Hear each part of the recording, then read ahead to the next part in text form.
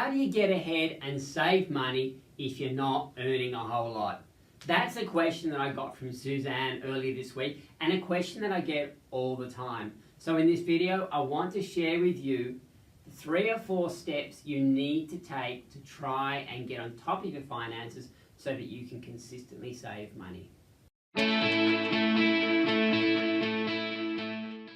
Okay, so regardless what we earn, the strategies are very similar, but they're more important to you, of course, if you're not earning a whole lot. So let's just have a look. Step number 1 is you need to know what your expenses are. Now, when we're not earning a lot, there's a temptation for us to stick our head in the sand and just pretend it's not happening and just hope that it'll all work itself out. But if you really want to get ahead, you've got to stop being reactive. You've got to stop just trying to pay things as they turn up and start planning your way forward. And it starts with understanding what all your expenses are. Now, in the description below this video, you will find a link to my budget worksheets. They're free there to download. Those will give you a comprehensive list of expenses so that it'll minimize the chance of you missing anything. I also have a video on YouTube here where it talks to you about the 4 tasks to do to help you understand what all your expenses are. If you do those 3 or 4 tasks, it will help you fill in the budget worksheets, which will help you then come up with a list like this, where you can go, here's my income, here's all of my expenses, and am I spending more or less than I earn? And that is really key that you objectively know that. Because once you know, am I spending more or less than I earn, then you can do something about it. And obviously there's really only 2 things we can do. The first one is we can pull back our expenses, starting with our discretionary expenses.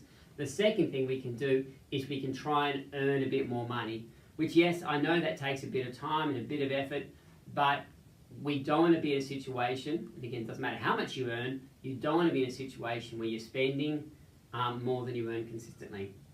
But if we can get a list like this, here's my monthly income, here's what I allocate to my expenses on a monthly basis. So this is you're putting aside monthly proactively so that when your expenses turn up, you have the money sitting there to pay for them. Once we've got that list, we can see income, $5,000, expenses, $4,385. Have I got a surplus? So if I earn $5,000, I spend $4,385, I've got a $615 surplus. But let's just say I only earn $4,000, then I have a $385 deficit. You need to know what that is. That is your starting point, because once you get there, we can do something about it. Okay, the sort of 3rd or 4th thing that you need to do, I can't remember where I'm up to there, is you need to have a budget. Okay, you need to have a budget, because more than anyone, you know that here's what I'm allocating to my expenses. It's not a lot, but I need to be careful to make sure I don't overspend on that. If I can stick to what I'm allowing, then my surplus, my savings will just start to become a reality. So having a strategy to record your spending as you go, and that should then say, this is what you've allocated, this is how much you've spent so far, and this is how much you've got left. So being really on top of how much you've got left to spend is absolutely crucial to getting ahead on a minimal income.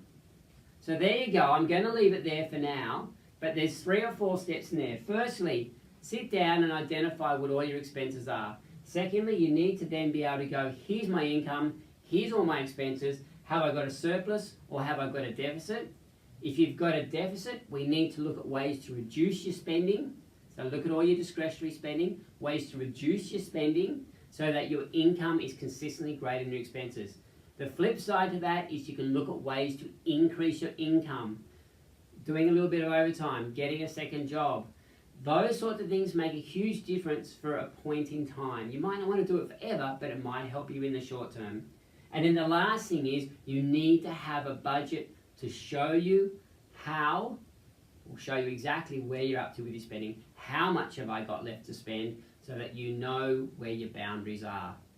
Now, if you are interested in saving money, if you're interested in spending less, if you're interested in breaking the paycheck cycle or paying off debt, or achieving lifestyle goals that are really important to you, can I encourage you to subscribe to this YouTube channel? Every Tuesday and Thursday, we will release videos about managing your personal finances. So please subscribe below, and I look forward to seeing you in the next video.